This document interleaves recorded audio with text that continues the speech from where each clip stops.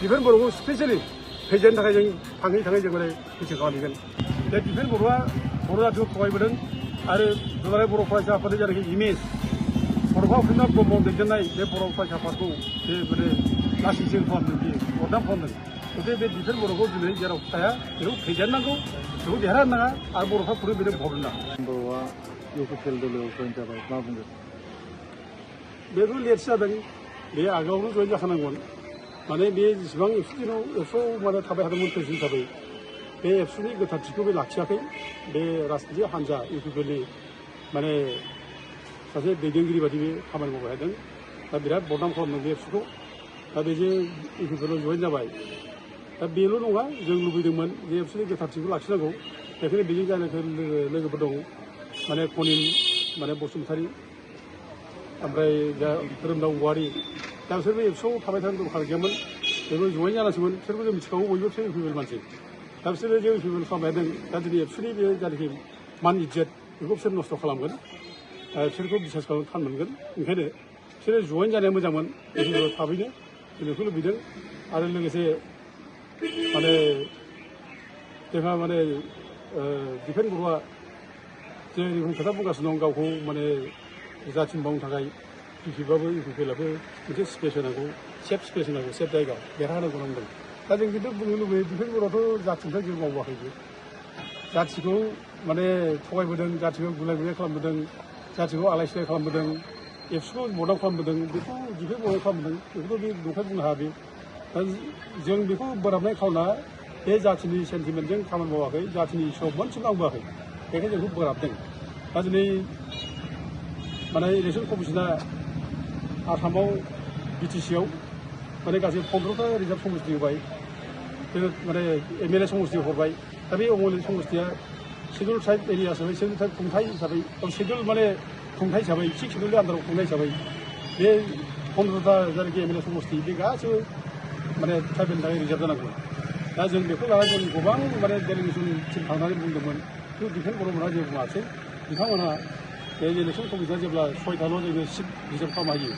BTC एरियानि थाखाय ओमफ्राय 9टाखौ जेब्ला जेनेरेलफोरनो माने अपेन खालामनो हायो दा बेयाव बिथाङा होनब्लाबो बरायदों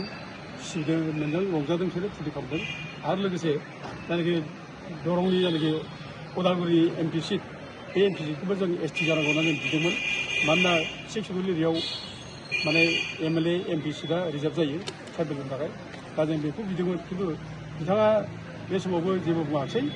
दा जेब्ला क'क्राझारनिखौ एसटि डिक्लेयार होबाय ओमफ्राय उदालगुरिखौ दरं उदालगुरि खालामबाय आरो दरं उदालगुरि जेब्ला खालामो बे मंगलदै समस्तिखौ गासैबो बे दरं उदालगुरि समस्तियाव सोखानो थाखाय माने जोंनि बिटिसिनि सिमाखौ सिफायनानै दिनै बिटिसिनि बाउन्डारिखौ माने नहर खालामनानै दरं उदालगुरि एमपि सेगमेन्टसो खालामबाय दा बे खेत्रआव बिथांमोनहा गोख्रों रल लाबो बेखौ लायाखै बिथाङा बरायदोंसो दा जों बेफोर दायनिगिरिफ्रा खामानि मावदों डिफेन्स बर'आ जाथियाव खुनु मोनसे जातिनि सिरियास जेब्ला इस्यु जायो फंसे खोथा बुङाखै आरो थांनाय बिटिसि इलेक्सनाव गासै 9टा समस्तियाव ट्राइबेल नङै बिजाथिफोरा ट्राइबेल रिजार्भ समस्तियाव दारायदों दा जों बेखौ जोङो प्रटेस्ट खालामदों जिगु जों बाथ्रा बुंदों खिन्थु डिफेन्स बर'फ्रा फंसे खोथा बुङाखै बे ट्राइबेल रिजार्भ समस्तियाव उनाव ट्राइबेलफ्रा दाराय मोना बे खोथा बुङाखै दा मोनसे बे दायनिगिरि बियो बेखौ माने जोङो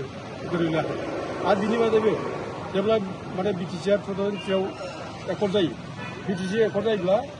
एकर्डआव रोखा रोखा लिरदों एकर्ड सिगनेटारिसफ्रा इन्ट्रिम काउन्सिलखौ सालायनांगौ होननानै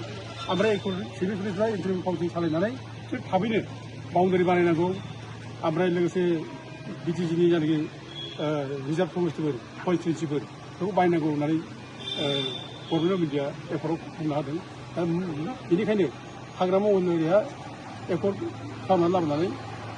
एकर्ड सिगनेटारिसखौ लानानै बे इन्ट्रिम काउन्सिल जादों एकर्ड सिगनेटारिस होनबा हाग्रामा बरगयारि खाम्फा बरगयारि चन्दन ब्रह्म खबराम माने बसुमतारी देरहासार बसुमतारीमोन हितेश बसुमतारीमोन बिसोर माने एकर्ड सिगनेटारि दा गथिखे बिसोरखौ लाफानानै बे माने इन्ट्रिम काउन्सिल दादों ओमफ्राय इन्ट्रिम काउन्सिल दानानै बेबो बे माने कय मासनि गेजेरावनो बे बिटिसिनि बाउन्डारिखौ खालामबाय मोनब्रै क'क्राझार चिरां बाक्सा उदालगुरि मोनब्रै माने जिल्लाखौबो खालामना लाबाय ओमफ्राय मोनब्रै जिल्लानि गेजेराव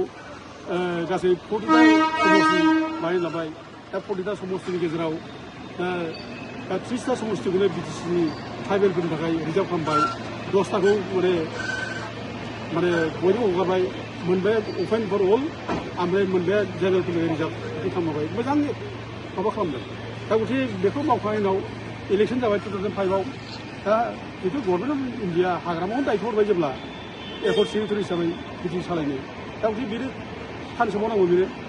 मावफुंनो सानसे मावनांगौ दा खिन्थु बिसोर सानसे हाबनानै बिसोर मा खालामखो प्रटेस्ट खालामबाय एकेबारे मावनो सिखौबोआसै माने हाग्रामायाव ओंखारनानै माने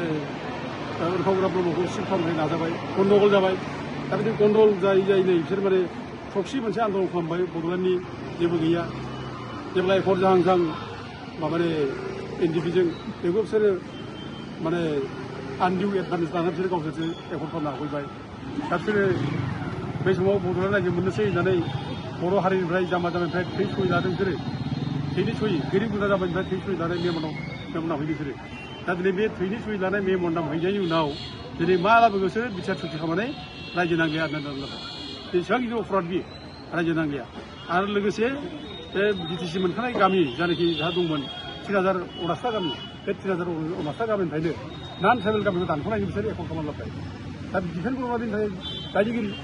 दा जों बेखौ जावले डिफेन्स बर'आव सोंबाय थादों बे बिथांमोना जोंनो जेबो रिप्लाय होनो हादों दा दिनै बेफोरखौ बिथांमोना रिप्लाय होनांगौ आरो रिप्लाय होनो हायाजासे गावखौनो माने जाथिनि थाखाय मावदों आं माने 25 बोसोर एबसुआव थानाय जाथि मावदों बेखौबा जों बेखौ गनाय हाया दा जों खावलायदों रायजोआव खावलायगोन जे डिफेन्स बर'आ बर' जाथिखौ थगायबोदों आरो दुलाराय बर' फरायसा आफादनि जायनाखि इमेज